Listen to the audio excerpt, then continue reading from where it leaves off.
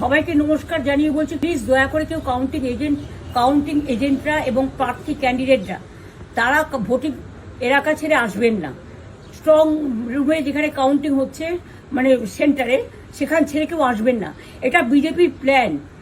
প্রথম 2-3 রাউন্ডে আমি কালকে থেকেই বলছি যে ওদেরগুলো আগে দেখাবে, আমাদেরগুলো পরে দেখাবে। এবং অনেক জায়গায় 2-3 রাউন্ড কাউন্টিং করার পরে প্রায় 100টা জায়গায় কাউন্টিং বন্ধ করে রেখে দিয়েছে। এবং কল্যাণীতে ধরা পড়েছে 7টা মেশিন, যেখানে কোনো মিল নেই। এটা টোটাল ফোর্সফুলি সেন্ট্রাল ফোর্সকে দিয়ে চারিদিকে তৃণমূল কংগ্রেসের উপর অত্যাচার করছে, অফিস ভাঙছে, জোর করে দখল করছে। এসআইআর নামে আপনারা দেখেছেন ভোট লুট করেছে যাতে যে সিটগুলো জিততে পারে। কিন্তু এখনো এমন 70টা সিট আছে, 100টা সিট আছে যেগুলো আমরা এগিয়ে আছি, সেগুলো বলছে না। টোটালটাই মিথ্যে নিউজ খাওয়াচ্ছে। আগে ডিআইসিও এই খবরগুলো দিত, কিন্তু তাকে কালকে চেঞ্জ করে দেওয়া হয়েছে। টোটালটাই ইলেকশন কমিশন নিজের ইচ্ছে মতো খেলছে, এবং সাথে কেন্দ্রীয় বাহিনীকে নিয়ে। এবং আমাদের পুলিশরা টোটাল মাথা নত করে কেন্দ্রীয় বাহিনীর আন্ডারে কাজ করছে।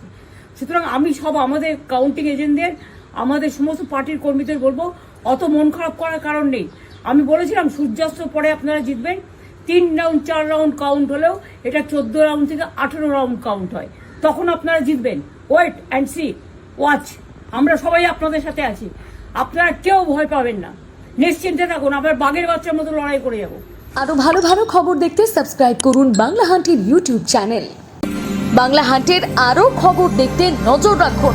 বাংলা খবর মানেই বাংলা হান্ট।